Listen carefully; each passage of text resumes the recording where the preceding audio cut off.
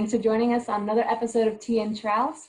Today we are joined with Patricia Market. If you'd like to introduce yourself and your mug. Sure. So I'm Patricia Market. I am a Ph.D. candidate at Binghamton University. My focus is historical archaeology, but I also incorporate linguistic anthropology and narrative analysis and oral history into my work, which takes place in 2 Alsatian migrant communities in South Texas. And so, yeah, I'm happy to be here. My mug is a Yellowstone National Park mug. And it's not actually the mug I necessarily would have chosen, but we just moved across the country from Ithaca, New York to Eugene, Oregon, with 2 guinea pigs, a cat and a dog in an RV. And I forgot a mug in the RV and didn't end up getting one until we got to Yellowstone and this was on sale. But it's my only souvenir of that trip. So it's sort of like, I actually am running out of mugs. I've been saying this almost every single Tea and Trowel since, but I've brought back out my Calamity Wear mug, which is just beautiful willow with all of the calamities in it. Lovely, archaeology appropriate, like really good. It's perfect. So our first question right off the bat is, how did you get into archaeology? Yeah, so I feel like all archaeologists have that story where they're like, I've always been an archaeologist. I really liked old things when I was a kid. And like, unfortunately, that is sort of true for me too. Like I would like collect rusty spoons and stuff. I mean, I had like garbage everywhere. I get really attached to objects. It's sort of a joke. I like, you know, when I was little, I would like personify them a little bit and collect things, but I've always been sort of a collector of things. But of course, as I got older in high school, I grew up outside of Philadelphia. So I would go to the Penn Museum of Anthropology and Archaeology. I was just fascinated by it all. And so I was an anthropology major right off the bat when I got to Temple University, which is where I did my undergrad. And I had like a 4-field mini crisis where I was like, will I do cultural? Will I do archaeology? And the how of it is kind of that I was taking the intro to archaeology course and I was always 3 minutes late because I had a class right beforehand across campus. I had to like sprint to get there 3 minutes late. So I'm sure they were annoyed with me. Well, my class was canceled. And so just one day I was there 10 minutes early. And that was the day that the professor was talking about this field experience over the summer. They were looking for students. And he was just having a conversation with another student in the class. And I was kind of eavesdropping. And I was really shy in undergrad. I didn't like to speak up. But I kind of worked up the courage to go ask about it afterwards. And it happened really quickly. I was put on an email list. They had a meeting. They counted us off. There were 12 of us. They're like, all right, you're all in. We're going to Lancaster this summer. And yeah, it was sort of this whirlwind like thing that brought me to my first field experience. And they say, when you know, you know. And it was a toss up at that point between continuing to major in anthropology or becoming a film major. And because of that archaeology experience, because of that 10 minutes, I'm an archaeologist today. I don't know what would have happened if that class hadn't been canceled. That's awesome. So I'm actually originally from Pennsylvania. So what was Yeah, I'm from central Pennsylvania, Northumberland, small town. So what was your field research in Lancaster? So it was a project called the Quaker Hills Quarry Site. It was like a mitigation project in partnership with the Pennsylvania Historical Commission, I believe. I should pull up my CV. It's been over a decade. That sounds right. Yeah. I'm going to be embarrassed when I'm wrong. And Temple University was, the students were coming from Temple. It was a training experience. So somewhat of a field school. So kind of leading into our next question here, what is your current research? Yeah, absolutely. So I am currently doing my dissertation work in Texas. I'm a historical archaeologist. So in Texas, west of San Antonio, I'm looking at how Alsatian migrants, so Alsace is that region between France and Germany, sort of a European frontier, really contested, goes back and forth throughout the 19th and 20th century. But there was a wave of Alsatian migration to Texas in the 1840s, resulting in 2 towns to the west of San Antonio. And so my research is community archaeology in both towns, looking at how migrants and their descendants and also other folks who migrated to the area over time from Mexico and elsewhere have engaged in placemaking and sort of built that historic migration narrative into the built landscape, into narratives. And it resulted in two very unique places. So one is the Little Alsace of Texas. If you visit it, it's got like, it celebrates its sort of Alsatian heritage. There's an Alsatian townhouse there. They have a lot of their original like rock home architecture. And the other one, Dehennis, if you go visit there, it looks like a railroad town. So very American, you know? So they have these interesting trajectories, and there's a lot of really neat and important stories sort of behind those trajectories. And so my dissertation is working with both communities to kind of look at how that's progressed through time. I think that was longer than 30 seconds, but you know, it's pretty concise as far as I go. Yeah, I know. I think one person was able to get it into that like roughly 45-minute section. Impressive. Yeah. Impressive. Yeah. Yeah. We like to talk about our stuff, you know, so exactly. You get started and yeah, you just keep going. Mm-hmm. So our next question is, what is your favorite tool in your toolkit? And you do get bonus points if you have it, but it's totally cool if you don't. Well, it's sort of, there's like a little bit. So since I moved, I had to leave like my entire toolkit back on the East Coast because we brought literally nothing with us. So I feel a little bit, I'm probably not going to be doing archaeology out here. So that was sort of the leave it in a safe place. Mm-hmm. I was really attached to, weirdly, my meter stick. I loved that. It was one of the ones that came in a little tube and you kind of put it together, black and white. And when I bought it for my my project in 2018, I was going out into the field with an amazing crew: Hunter Crosby, Nolan O'Hara, Emily Sains, all had graduated from Binghamton University and came out to work with me on my field research. And I was like gearing up, literally gearing up, you know. I had support from the Council of Texas Archaeologists and in the Wenner-Gren Foundation. And so I was getting all the gear, you know, I was like on forestry suppliers like every other day. And I don't know, I felt so like real with my meter stick, you know, like I'm still sort of, I'm a young career archaeologist, but I had a meter stick and I got a North Arrow and I was just like, I had a photo board. Like it really just felt like official. I don't have any of those with me, but I would have to say like my most important tool is, I bet you get a lot of this. I'm actually curious, is my camera. Do people hold their cameras up a lot? I think we've had a few people who have said cameras or have alluded to like the camera process. We talk about like photogrammetry and like that being their like favorite tool. Yeah. I mean, in line with that, this is just a Canon Rebel SL2. Amazing camera. It's just awesome. I've had Canons for a long time and I've done photography for a long time. But yeah, I used it to do close range photogrammetry at the site where I worked. So since I tried to condense so much, what we were doing in the field was essentially we weren't excavating, we were recording extant ruins on the landscape. So that railroad town I talked about, it actually had been one settlement. So the original Alsatian settlement had been in one place, and when the railroad came through, they abandoned it and rebuilt along the railroad, hence the differences. But interesting choices regarding identity on the landscape and sort of notions of progress and that type of thing.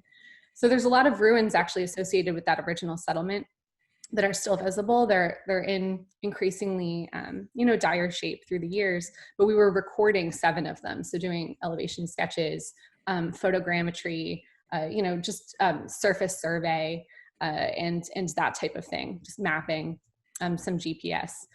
And so I incorporated photogrammetry. I kind of was learning on my feet, but it's such an accessible tool for it's like, I mean, you see these very expensive 3D laser scanners, but with like a few $100 camera, and I mean, don't get me wrong, if you don't have a drone, it's like a lot of legwork.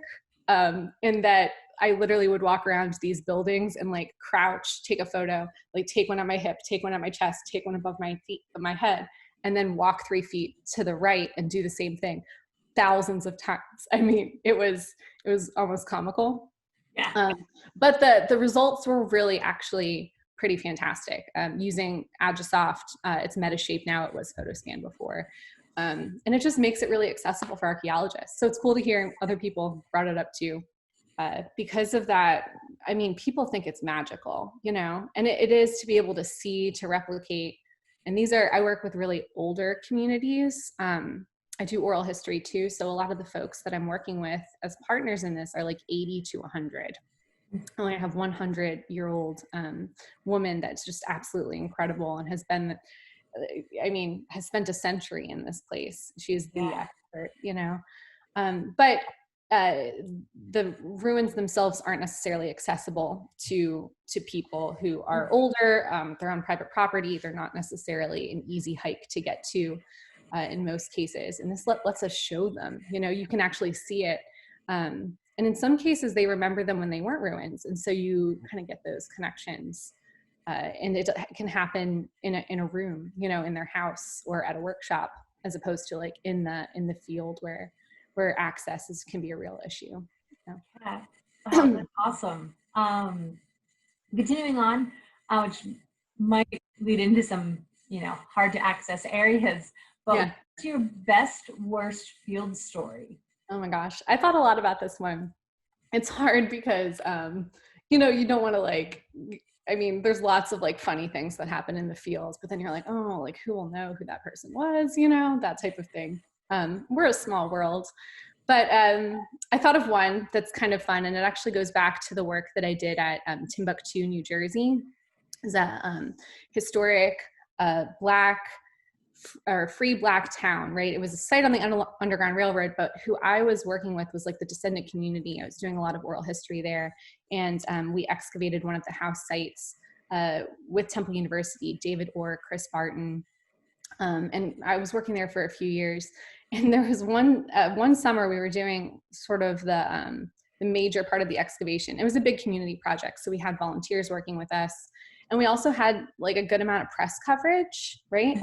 But you didn't necessarily know when they were going to come. And so there was one time I had to drive about 45 minutes to get to the site from where I lived in Philadelphia. And I woke up and I had a scratched cornea. It was like bad. My eye was like, it was like not good, you know? And I was kind of like, do I go to the doctor now? I'll just do it after the site today. Cause I was like in my 20s and invincible or something, you know? So I literally fashioned an eye patch to like cover my eye. It was like a white pad, you know, it was, again, it was not elegant. It was not cool, like a pirate. It was like pretty prominent. And I drove to the site and we were excavating. And that's the day that like the local news station decided to come and do like a segment for the 5 p.m. news or something. And I was like, the day that I'm wearing my eye patch, you know, like of all days.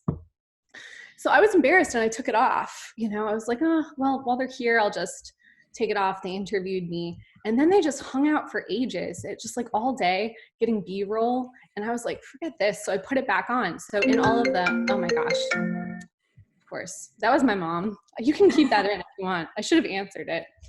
Anyway, oh my gosh, stop. Mom, I'm on an interview. I have to go. Okay. Where was I? Oh yeah. So I put the eye patch back on. And in all of the B-roll, I'm like digging and like screening and like talking to people with this huge eye patch on. And so they leave and I leave, and I get home and I like go to the sort of the eye emergency care. There's like a center in Philadelphia. And I asked if they could change it to the channel that was going to be playing the clip. And they were like, no, we can't. We only play this one news station. So I literally like snuck back home, watched it, and then like see myself like with this eye patch in the background the whole time. And I was like, oh, well, you know, life. And then I went back, I got my eye checked out. I got like medication. But people were texting me like, is your eye okay? Like, what's going on in this? Cause other people had seen it. And yeah, it's just sort of like a funny story about how we interact with the media, and you can't always necessarily control I have lots of media stories. I'm sure a lot of archaeologists do, where it's always sort of an unruly relationship, right? But that's just one example from when I was younger. So our last question is our big one, and it is, how do you think that archaeology can help save the world? Yeah, I like that one. And I have like so many thoughts on this. I'm sure this is where a lot of your conversations like really really develop. And our world needs so much saving, you know. But I had a couple of thoughts on this. So like first is sort of that, you know, archaeology, I think it's Dr. Randy McGuire, he's on my committee, but he wrote Archaeology as Political Action. And in there somewhere he says, you know, archaeology is not going to save any lives, you know, like we're not saving lives. We're not doing that sort of like immediate life-saving work. But I do think I think we as archaeologists have an important role in talking about how we construct history and how sort of the infrastructure around how we understand the past continues to contribute to inequality, systematic oppression, et cetera, in the present. And that goes for, you know, historical archaeology, these categories, prehistoric archaeology, really anywhere globally. The way that we're constructing the past, it's a political thing. And it's a heavy responsibility, and it's one that we need to be sensitive to and realize that we can't do on our own. So that's sort of my like partially cynical answer. We can't save the world by ourselves, right? But we have something to contribute to that. Then I was kind of thinking, you know, if we do want to contribute, so help save the world, we have a lot of cleaning up in our own house to do, you know. Archaeologists traditionally and historically have had a hand in destroying a lot of worlds, physically, spiritually, mentally. And I think that we're grappling with that in new ways, but not as fully as we can be, not in ways that really, you know, go as far as reparations for those types of things. Maybe we're taking the right steps. But so maybe that's even more cynical than the first one. But I think it's important because, you know, we need to realize that we have had a hand in these systems, and that a lot of that contributes to sort of the world that we look around and see today that like needs saving, you know. And then the last thought that I had on that is that it's really easy to fall into sort of a savior complex. We're still a predominantly white field, you know, and the idea that we can or should be the ones saving anything, I think is obviously problematic in some ways. Help is sort of the key word here, right? What can we contribute to others? And so in terms of transformation in our own discipline, right, the change that we need to see happen in our own sort of small archaeology world, and then extending that out to the change we have to see in sort of the broader world. It's not so much about us saving it, right? It's about putting our resources and sort of like our money where our mouth is in terms of bringing in new, different voices and seeding that space, right?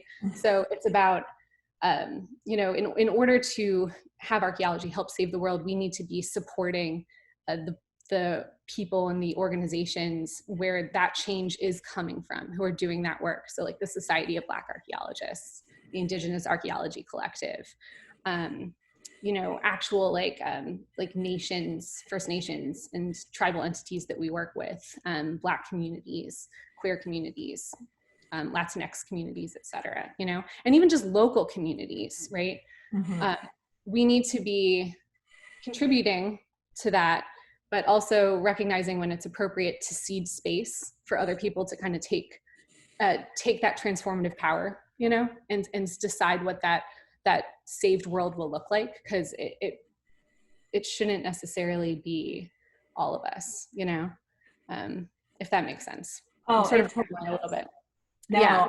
So yeah, and part of it's like putting, like I say like support, but I really mean like money, resources, opportunity, yes. Like tangible things, and making sure they go to the places where they're needed to see this type of transformative change. So I think that's something we can do, is like recognize when it's time to cede space, do the work ourselves to like recognize our role in these things, and yeah, give support to where change is going to happen, which is, you know, with folks who haven't had the power historically. So yes. Yeah, archaeology is just a great tool all the way around that can assist, and if we just take it as its nuts and bolts, I think it's, yeah, I can agree with everything. Yeah. All your three parts are perfect. Yeah, and part of it, like I'm really big on this, so like my own work, I'm not saving the world, like You know, I mean, we all interact with small worlds, and I'm working with these small communities where you see development. San Antonio is sort of like this monster that's encroaching, right? It's going to kind of subsume their small world eventually. And so there's a trepidation in that, sort of like, what's the future going to hold, looking back to the past and sort of having this nostalgia as you watch things rapidly change around you. And so that's the context that I'm in, right? And I'm talking to people within that, and maybe doing my part to help save their small world in a way that is sort of locally community driven, but bringing my own sort of expertise and ideas and knowledge into it. But at the same time, I think archaeology is really good at pushing back against notions. So like, I work in Texas, I talk a lot about the American West, which is one of our most enduring myths, that individualism and an open frontier and manifest destiny and all these things that really sort of scaffold our institutions today, and how we think about history, and how we think about ethnicity, and how we think about whiteness, you know. And I think that archaeology, it doesn't have to just be historical archaeology in Texas, but we can challenge how people think about and take history for granted, you know.